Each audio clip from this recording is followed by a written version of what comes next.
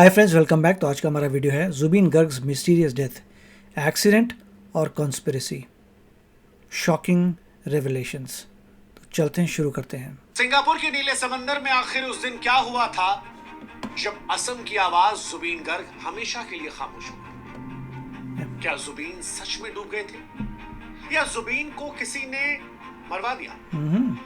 जुबीन का दो बार पोस्टमार्टम, लेकिन सवाल की पोस्टमार्टम रिपोर्ट आज तक सार्वजनिक क्यों नहीं? क्या जुबीन की पोस्टमार्टम रिपोर्ट में कोई ऐसा सच छुपा है जो किसी को एक्सपोज कर सकता है?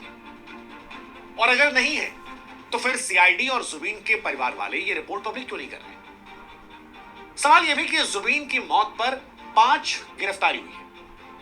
जुबीन के भाई डीएसपी संदीपन गर्ग की गिरफ्तारी क्या परिवार के अंदर विश्वासघात के संदेह को उजागर करती है?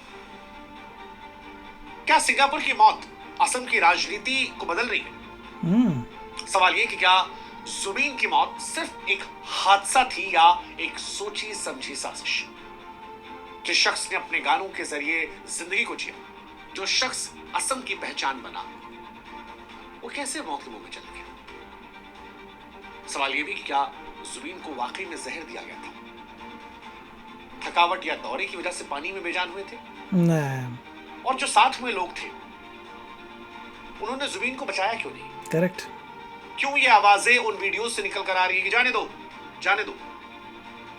क्या कोई था जिसे जल्दी थी कि जुबीन सांसें ना लें? और अगर नहीं तो फिर सवाल यही है कि वो लोग जो उस दिन जुबीन के साथ थे वो सामने क्यों नहीं आ रहे? पोस्टमार्टम रिपोर्ट सामने क्यों नहीं आ रही? क्या जुबीन गर्ग की हत्या की गई है? आज ये सवाल बड़ा महत्वपूर्ण है और ये सवाल असम ही नहीं बल्कि पूरा देश जानना चाहता है। जुबीन गर्ग, जिन्हें असम में और देश में जुबिंदा कहकर पुकारा जाता है। जुबिंदा वो आदमी जो अपने गानों से कहीं बढ़कर था, एक रेबेलियन कलाकार जिसने जिंदगी अपनी शर्तों पर जी, गाने अपने शर्तों पर गाए, जो न किसी जात का था, न किसी धर्म का था, न समुदाय का था और किसी क्षेत्र तक भी नहीं गया। वो पूरे असम की संस्कृति की आत्मा थे। 52 साल की उम्र में जब सिंगापुर में north east India cultural festival के ब्रांड एम्बेसडर के तौर पर वो गए, तब किसी ने सोचा भी नहीं होगा कि आखिरी सांस उनकी समंदरी गोद में होगी। जुबिन ने कहा था कभी कि जब मैं जाऊंगा तो 1 हफ्ते तक असम बंद रहेगा, लेकिन वो इतनी जल्दी जाएंगे ये किसी ने सोचा नहीं था। फेस्टिवल के आयोजकों ने कार्यक्रम को रद्द किया, लेकिन सवाल की बाढ़ आ चुकी है। असम में अभी भी शोक की लहर है, अभी भी justice for Zubeen Garg trend कर रहा है। लेकिन सवाल बड़ा महत्वपूर्ण है कि जुबीन गए या जुबीन को किसी ने भेज दिया। आज एक एक सच हम आपको बताएंगे। हालांकि उससे पहले हमारी भी गुजारिश है कि आप हमारे व्हाट्सएप चैनल से जुड़िए ताकि हमारा आपका रिश्ता और मजबूत हो और ऐसे वीडियोस आप तक और पहुंच सके। और व्हाट्सएप से जुड़ने का तरीका है कमेंट सेक्शन और डिस्क्रिप्शन में लिंक दिया गया है, वहां पर आप जाकर हमें फॉलो कर सकते हैं। अब जुबीन गर्ग की मौत की कहानी दो पोस्टमार्टम रिपोर्ट शुरू थी। पहला पोस्टमार्टम रिपोर्ट जो सिंगापुर में 19 सितंबर को हुआ था, उस रिपोर्ट में स्पष्ट लिखा गया कि सामान्य स्विमिंग एक्सीडेंट था, डूबने से उनकी मौत हो गई। लेकिन जब डेड बॉडी असम आई तो शक की सुई हो गई। जुबीन के जानने वाले बताते हैं कि जुबीन गर्ग को कई बार मिर्गी के दौरे पड़ते थे, थकान उन्हें जल्दी चढ़ जाती थी। लेकिन सवाल यह है कि अगर ये बात उनके जानने वालों को पता थी तो फिर समंदर में क्यों उतारा गया? उतारा भी गया तो लाइफ जैकेट उतारने क्यों दिया गया? इन सवालों के बीच असम सरकार ने दूसरा पोस्टमार्टम रिपोर्ट जो है वो गुवाहाटी के मेडिकल कॉलेज में कराया। उनका विसरा सैंपल जो है वो लिया गया। सैंपल को दिल्ली के सेंट्रल फॉरेंसिक लैब भेजा गया।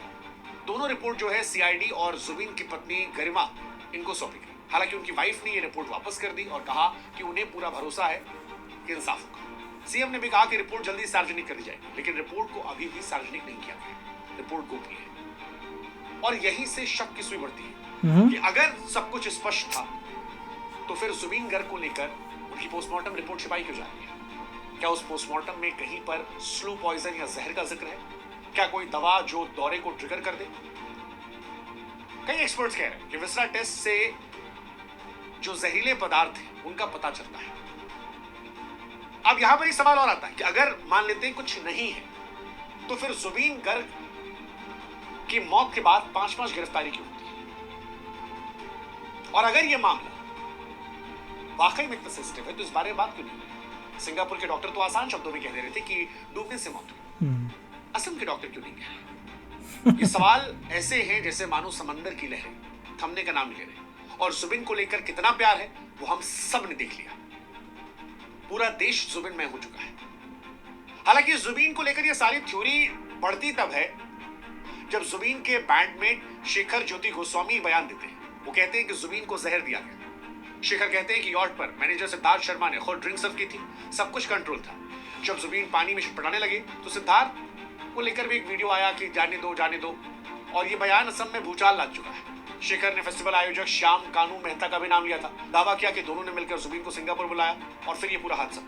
हालांकि शख्स, साजिश और इत्तेफाक का खेल देखिए कि शेखर 2 अक्टूबर को गिरफ्तार। सीआईडी ने उन पर भी हत्या, आपराधिक लापरवाही, साजिश, इन सब के आरोप लगाए। रिमांड नोट में लिखा गया कि शेखर ने सिद्धार्थ को यॉट कंट्रोल करने दिया जो डेंजरस था। अब सवाल यह है कि क्या शेखर का जहर वाला दावा उल्टा उन पर भारी पड़ गया या ये सच्चाई को हटाने की साजिश थी?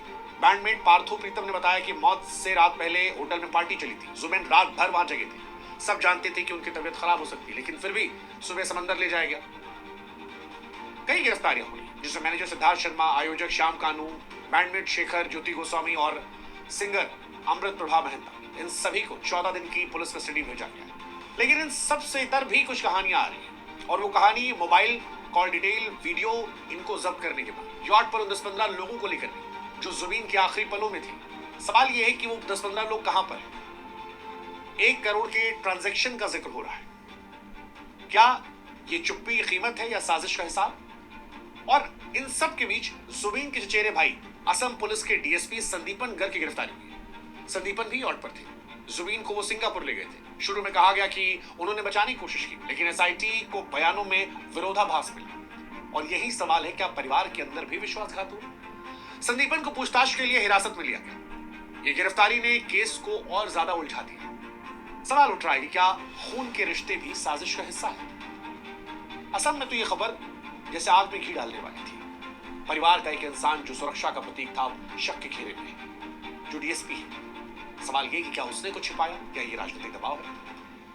हेमंत बिस्वा शर्मा कह रहे हैं कि एसआईटी को हमने पूरी ताकत दे रखी है, किसी को बख्शा नहीं जाएगा। Very good. लेकिन सवाल ये उठ रहा है कि एसआईटी सिंगापुर क्यों नहीं जा रही? क्योंकि सिंगापुर में ही वो 10-12 लोग हैं जो आखिरी लम्हों में थे। सीएम कहते हैं कि हमारा अधिकार क्षेत्र नहीं है, सिंगापुर पुलिस जांच करेगी, चश्मदीद भारत आना होगा। यॉट पर 10-15 लोग थे, लेकिन ज्यादातर उनमें असमिया एनआरआई थे।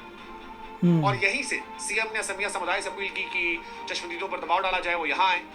6 अक्टूबर तक 11 में से सिर्फ एक रूप कमल कलिता सीआईडी के पास पहुंचे, बाकी कोई नहीं आया। अब सवाल ये कि अगर चश्मदीद नहीं आ रहे तो जांच कैसे चलेगी? हालांकि सीएम ये कह रहे हैं कि जांच होगी। सीएम ने गुवाहाटी हाईकोर्ट के सिटिंग जज सौमित्र की अगुवाई में जुडिशियल कमीशन गठित किया है। सीएम कह रहे हैं कि पहली बार किसी सिटिंग जज को इतनी ताकत दी है, वो देखेंगे। लेकिन फिर सवाल वही है कि क्या ये जो देरी हो रही है, ये सच्चाई को दबाने की चाल है या सिस्टम की मजबूरी है? देखिए, मैं तो ये कहूँगा कि ये झोल है, कोई बहुत बड़ा झोल है। 12 लोग थे, उनको पता था कि मिर्गी के दौरे पड़ते हैं। एक रात पहले वो कह रहे हैं कि पार्टी हुई। Zubeen was very tired. थकान होने के बावजूद भी किसने अलाउ किया कि अगले दिन पानी में जाएंगे, स्विमिंग करेंगे, और लाइफ जैकेट भी उतार दिया। मिर्गी का दौरा भी पड़ सकता था। साथ में एक और बंदा था, उसने कहा जाने दो गोस्वामी ने, तो वो भी पंगा है।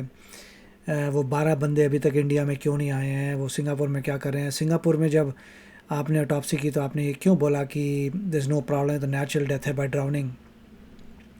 असम में जब बॉडी आई तो उनको क्यों लगा कि जो सिंगापुर का एनालिसिस है गलत है, दोबारा ऑटोप्सी हो रही है? तो समथिंग इज़ नॉट राइट कि सीधा लोग एग्री नहीं करना चाहते। बॉडी देखकर उनको लगा कि कोई पंगा है। कुछ लोगों का अरेस्ट भी हुआ है, जो रिपोर्ट है उसको पब्लिक नहीं कर रहे। तो there is something going on, और दुख की बात है कि ये सब हो रहा है। आई होप कि पता चले कि रियलिटी क्या है। What ever it is, I hope कि उनको एक्स्ट्राडाइट किया जाए, लोगों को सिंगापुर पुलिस पूछताछ करके यहाँ भेजे इंडिया, फिर यहाँ पे पता कर सकें कि हुआ का। इसका जाने नहीं देना चाहिए। जैसे सुशांत सिंह राजपूत का आज तक किसी को पता नहीं चला कि हुआ क्या, वैसे ये भी उस एंगल में ना चले जाए। आज तक लोगों को क्लैरिटी नहीं आई कि सुशांत सिंह राजपूत के केस में क्या हुआ था। उसी तरीके से एक और केस है, बड़ा मिस्टीरियस सा, एंड आई होप कि इसमें कंक्लूजन तक आए और सबको क्लियर हो कि क्या हुआ था।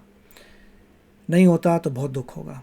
तो आप बताइए आपके क्या विचार इसके बारे में। मिलेंगे अगले वीडियो में। Take care, bye bye. तो अगर आप मेरे इस चैनल पे नए हो तो जल्दी से सब्सक्राइब के बटन को हिट करो और बेल आइकन को क्लिक करो, ताकि आपको मेरा जब नया वीडियो मैं लगाऊं आपको उसके बारे में जल्दी से पता चल जाए।